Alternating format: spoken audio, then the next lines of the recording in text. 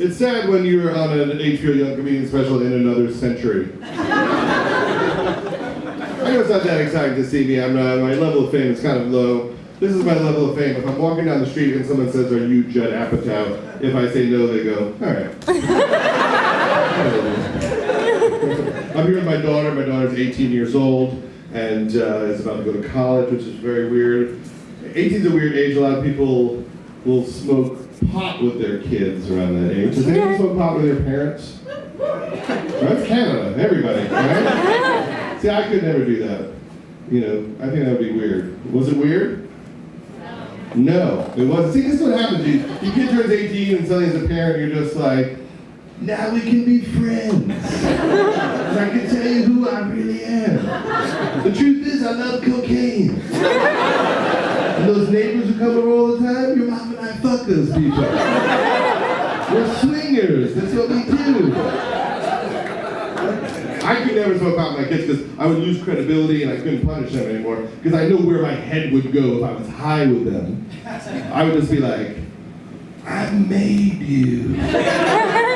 Like you didn't exist. And then I fucked your mother. And now you're here.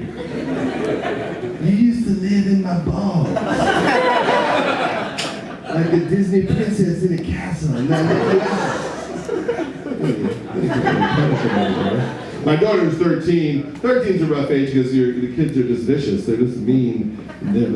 Because kids start out nice and then they get mean to you. You know, and then you don't know why life is bad. You know, because when they're little, you're happy because their happiness is the vibe of the house. Like when they're little, they're like, I love Elmo. Do you like Elmo? And you're like, I like Elmo too. Do you want to talk like Elmo for 4 or 8 hours?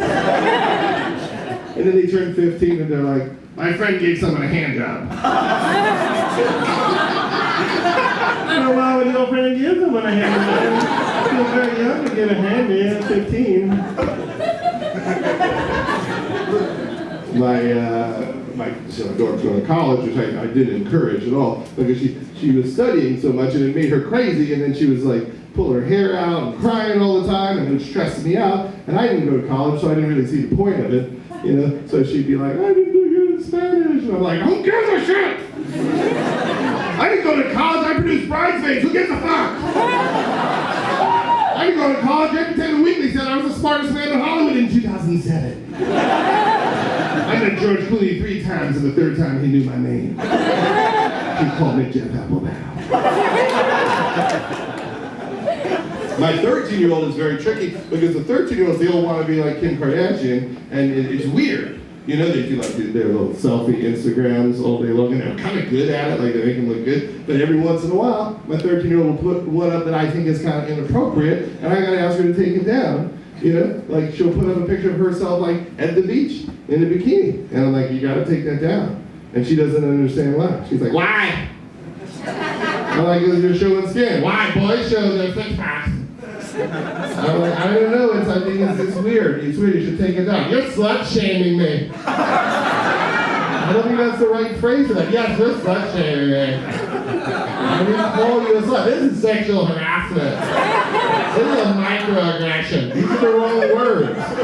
Black Lives Matter. Yeah. This is a white person problem. This is what we're dealing with. Why do I have to do it?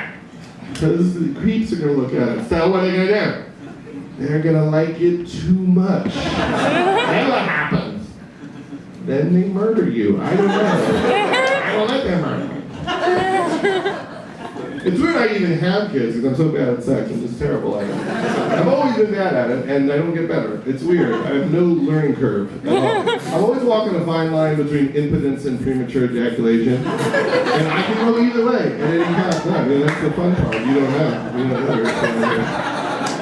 I just feel like there's like a thing no one ever talks about is that sex as an experience is completely different for men than for women. It's like women think it's the same, like we're having the same experience. We're not having the same experience. We're having a complete opposite experience that you're having. Because a woman it's about relaxing, right? It's like relaxing, you're like letting it go. And we're concentrating on fucking up! You don't want to fuck it up! But when a guy has an orgasm, he's both succeeding and failing at the same time. You know what I mean? Like a woman has an orgasm, she's like stressed out. Oh no, I'm sorry, I had it too fast. A guy, you know, she's just like, I'll have 5 more orgasms. I don't know how many this thing makes. A woman's orgasm is kind of like a roller coaster ride. You know, it's kind of like, oh, here we go again. A guy's orgasm is kind of like that ride when you just suddenly drop 300 feet. And then that wasn't fun at all. That's a ride. That was just weird. It's scary. We were hanging over the edge and we didn't know when we would drop. It was over so fast. That's why everybody loves a blowjob. Everybody loves a blowjob because everyone's happy no matter how brief it is. No woman has ever been enraged about the brevity of a blowjob. How will I finish my day? And guys, we don't even know how long it is for the most part. For us, when a blowjob ends, it's like waking up from a surgery or something. Coming out of anesthesia, like, oh, we're okay? We all right? We get it all? We got it all? All the stuff, the convention's on, you're missing it.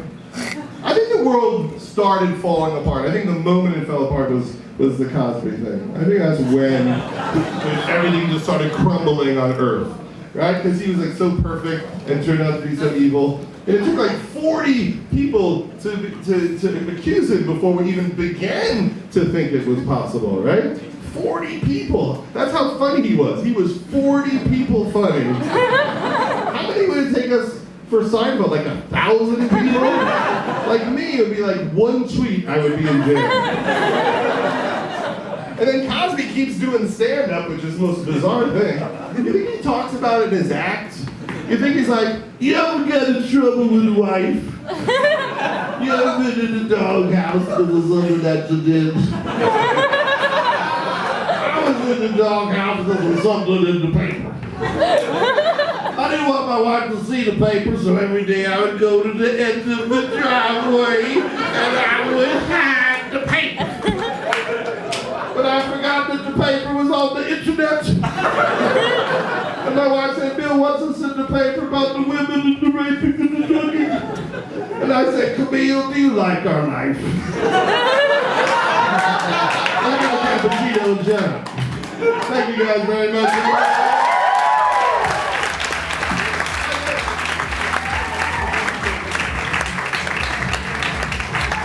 Give it up for Mr. Judd.